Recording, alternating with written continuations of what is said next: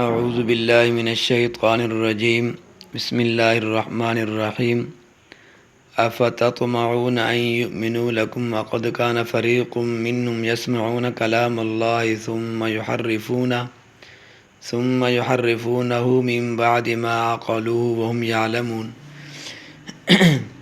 وَإِذَا لَقُوا الَّذِينَ آمَنُوا قَالُوا آمَنَّا وَإِذَا خَلَا بَعْضُهُمْ إِلَى بَعْضٍ قَالُوا أَتُحَدِّثُونَهُمْ بِمَا فَتَحَ اللَّهُ عَلَيْكُمْ لِيُحَاجُّوكُمْ بِهِ عِندَ رَبِّكُمْ أَفَلَا تَعْقِلُونَ أَوَلَا يَعْلَمُونَ أَنَّ اللَّهَ يَعْلَمُ مَا يُسِرُّونَ وَمَا يُعْلِنُونَ۔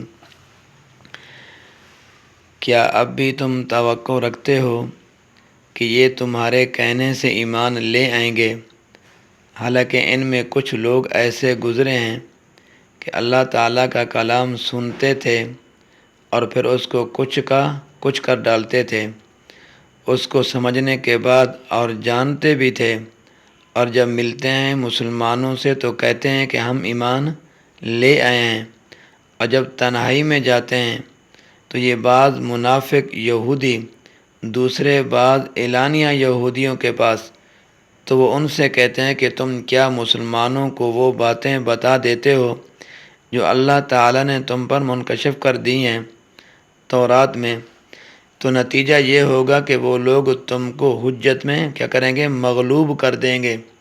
دیکھو یہ مضمون اللہ کے پاس سے تمہاری کتاب میں آیا ہے، کیا تم اتنی بات نہیں سمجھتے؟ کیا ان کو اس کا علم نہیں ہے؟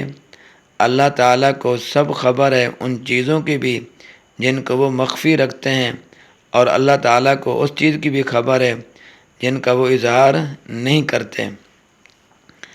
صحابہ کرام سے خطاب کہ ان سنگ دلوں سے ایمان کی امید نہیں، اور یہود کے مختلف گروہوں کی تفصیل۔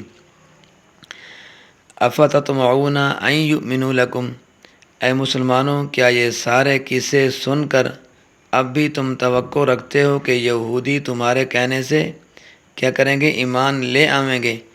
یعنی جو لوگ ایسے بے باک اور وہ اغراض نفسانیہ کے اسیر ہوں، وہ کسی کے کہنے سے کب باز آنے والے اور کسی کی نصیحت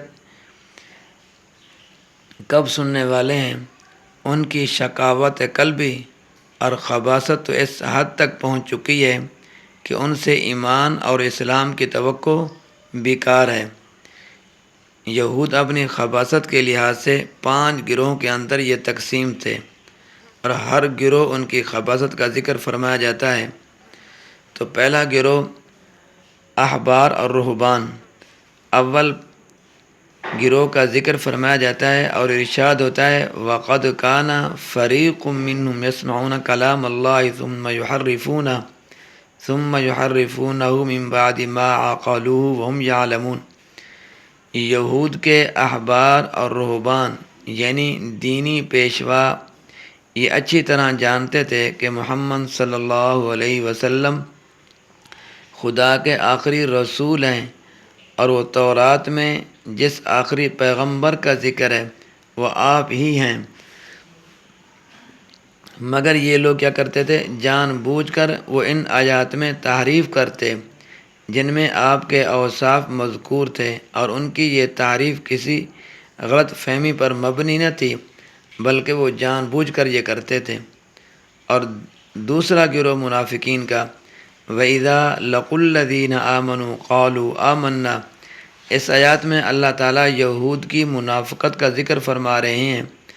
بعد یہود مسلمانوں کی خبریں اور حالات معلوم کرنے اور مسلمانوں کے بڑھتے ہوئے اقتدار سے دب کر رہنے پر جب مجبور ہوئے تو منافقانہ اسلام لائے، یعنی منافقین جب مسلمانوں سے ملتے جلتے تو مسلمانوں کی خوش آمد میں اور اپنے ایمان اور اسلام کی سچائی جتانے کے لیے مسلمانوں سے جو تورات میں رسول اللہ صلی اللہ علیہ وسلم کے متعلق بشارت اور پیش گویاں اور علامات آئی تھی بیان کرتے، اس پر ان کے علماء اور سرداران کو ملامت کرتے کہ بے وقوفو، تم اپنے علم اور اپنی کتاب میں سے مسلمانوں کو اسلام اور قرآن اور رسول اللہ صلی اللہ علیہ وسلم کی حقانیت کے ثبوت اور سند کیوں دیتے ہو؟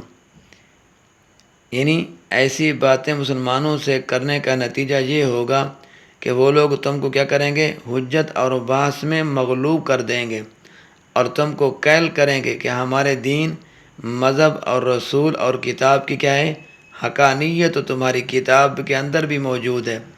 پس اہل ایمان کو یہ بتایا گیا کہ جو لوگ ایسے عیار اور چلاک اور جو باطن دھوکہ باز ہوں وہ تمہاری دعوت اسلام کیسے قبول کریں گے؟ آگے اللہ تعالیٰ نے ان منافقین اور ان ملامت گروہوں کی حماقت پر تنبیہ فرماتے ہیں اور ارشاد فرماتے ہیں اولا یعلمون ان اللہ یعلم ما یسرون وما یعلنون، یعنی اگر ان منافقین نے اپنا کفر مسلمانوں سے چھپایا تو کیا چھپایا؟ اگر ان ملامت گروہ نے اللہ کے رسول صلی اللہ علیہ وسلم کے متعلق بشارات وغیرہ کے مضامین چھپائے تو کیا چھپائے؟ اللہ تعالیٰ کو سب خبر ہے، اللہ تعالیٰ ہر چیز کو جانتے ہیں۔ چنانچہ اللہ تعالیٰ نے دونوں مضمونوں سے مسلمانوں کو جا بجا اسی قرآن کے ذریعے کیا کیا؟ مطلع کر دیا ہے۔ اللہ تعالیٰ تو ہر چیز جانتے ہیں۔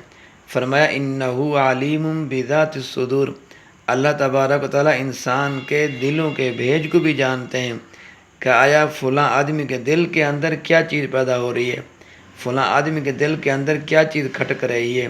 اللہ تعالیٰ تو ہر چیز کو جاننے والے ہیں۔ بس دعا کیجئے کہ اللہ تعالیٰ ہم کو پکا اور سچا مسلمان بن کر زندہ رہنے اور اسی پر مرنے کی سعادت نصیب فرمائے۔ اللہ تعالیٰ اپنے کلام یعنی قرآن پاک کی سچی عظمت ہمارے قلوب میں عطا فرمائے اور اس کا اتباع کامل ہم کو نصیب فرمائے۔ یا اللہ منافقوں کی خصلت اور عادات سے ہم کو محفوظ رکھیے، آمین۔ اللہ تبارک و تعالیٰ میرا اور آپ کا حامی و ناصر ہو۔